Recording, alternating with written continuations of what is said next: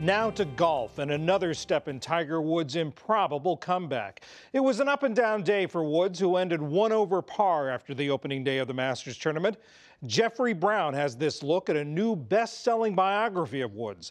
It's the latest addition to the NewsHour bookshelf.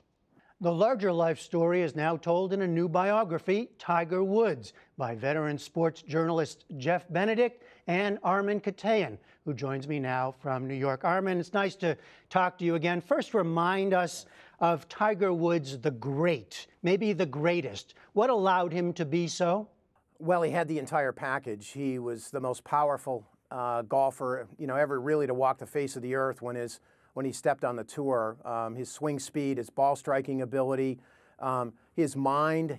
Tiger himself said, my greatest weapon was, my creative genius on the golf course. And then you match that with almost this indomitable will, a willingness to crush his opponents and really take the heart out of his opponents time and time again on the golf course. It was the complete package. And then you add in the charisma and his captivating personality on the course, and he literally was unbelievable and unbeatable. You trace a lot of this to his early life, the parents who shaped him, sometimes drove him. Many remember that father-son embrace in 1997. So it's a loving relationship, but also one that in some ways warped him.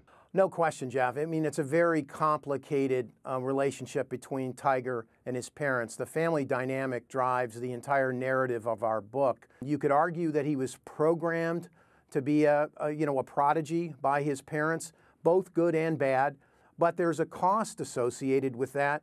And that's one of the things I think the book does so well.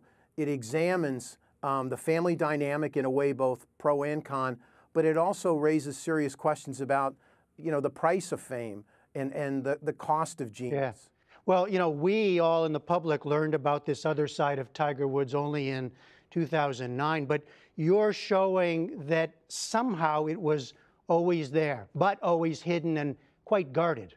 No question. He was a very private person. This was a shy, awkward, socially awkward child who burst onto the scene with almost unimaginable fame, extreme fame and fortune.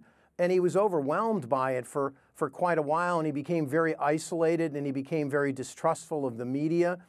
And then he began to enjoy all the pleasures of the fame and fortune. But then there was this other side of him that really is rather unlikable for the longest period of time. A great entitlement, very little gratitude and grace towards other people who were doing things for him, and literally, Jeff, as we're writing this book, there's a whole arc, obviously, to the book, but there's points in time when Jeff and I are writing it where we're having trouble writing it because he's not a very likable person during a long stretch of his life. When the fall happened, as you looked at it, how far down do you think he went psychologically, just life in his life? Put it into context in terms of 2009. I mean, his epic fall from grace was fodder for the New York Post for 21 straight days, a record 21 straight days, more time than after 9/11. He was on every cable television station. It was the beginning of TMZ and the blow-up of social media. It was an absolute humiliating experience for Tiger, and it stayed with him for a long period of time, and it added to his distrust of the media.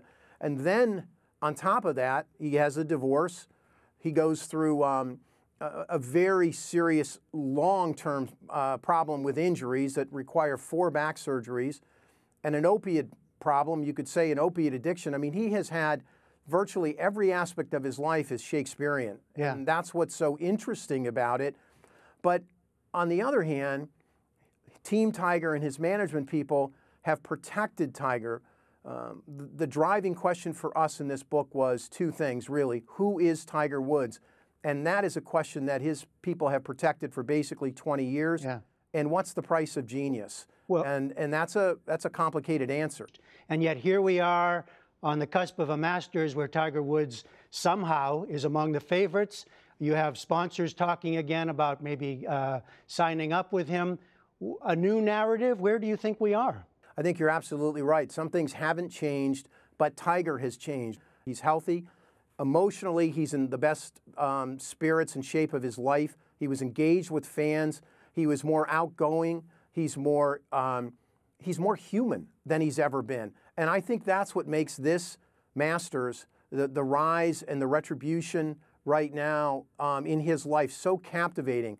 And we end the book on a very positive note in terms of he's about ready to show a new generation of golfing pros and his children who have never seen him at his peak what a living legend looks like. Okay, we'll be watching. The new book is Tiger Woods by Jeff Benedict and Armen Keteyian. Armen, thanks a lot. Thank you, Jeff.